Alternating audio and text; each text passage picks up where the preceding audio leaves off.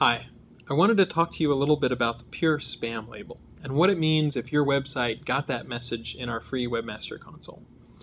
Pure spam is the label that we typically use for something that any sufficiently tech-savvy person would recognize as spam. So, for example, what you would traditionally call black hat, auto-generated gibberish, cloaking, scraping, throwaway sites or throwaway domains where somebody's more or less doing churn and burn. They want to create as many sites as they can. Their business model is to make as much money as they can before they get caught, and they just want to try to get as much money as they can, and they're not worried about the consequences. It can include repeated spam, egregious sort of stuff. These are the sort of things where we feel pretty confident that a regular person looking at the sort of stuff that we're taking action on would say, yeah, this is complete junk. We don't want it showing up and polluting our search results. It's actually the vast majority of the sorts of sites that we actually take action on as a result. So when we take action as far as pure spam or black hat, we're usually taking action on the entire site because it's relatively rare for a small part of the site to be black hat and the rest of it to be really, really good. Oftentimes it's on a free host, right? Because the people who are doing churn and burn, they want to make a lot of accounts, and a free host by definition lets you host your content for free on a subdomain or a subdirectory, and people just want to throw that content up and try to make as much money as they can.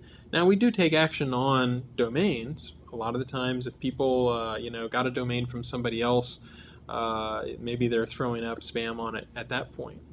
So it's relatively rare for people to even try to do reconsideration requests on true black hat or pure spam sites because it's almost like the business model was spamming, and so to try to come back from that is more of a difficult task because you have more to prove as far as showing good faith that you're not going to violate Google's Webmaster Guidelines. But it can happen. So for example, an example scenario might be you bought a domain, and without realizing it, the previous owner was doing a lot of spam. So you might check and find out, oh, this site has a pure spam label. I didn't realize that, but now I have to clean things up. Well, you can look in archive.org, or you can see what the previous history was. Whatever it was, you basically just want to make sure that you clean that site up, that you try to remove whatever nasty content there is, whether it be stuff on the page, backlinks pointing to the page, whatever it is, you try to give it as much as possible a clean slate. When you do a reconsideration request, I would emphasize, okay, I got this, I didn't realize that I got it, it's changed ownership, or basically trying to show the reasons why we should trust this site again, given that, based on the past record or based on the content that was on the site before, the site really doesn't look like it should be trustworthy. So typically this is the sort of thing that people would think of as typical web spam. It's low quality, often auto-generated. It looks like complete junk if you're sufficiently tech-savvy to recognize it. If you are doing a reconsideration request, it can be a more difficult task, but you basically want to prove, look, we are trying to turn over a new leaf. We're leaving all that previous behavior behind, and we're trying to make sure that things are as clean as possible.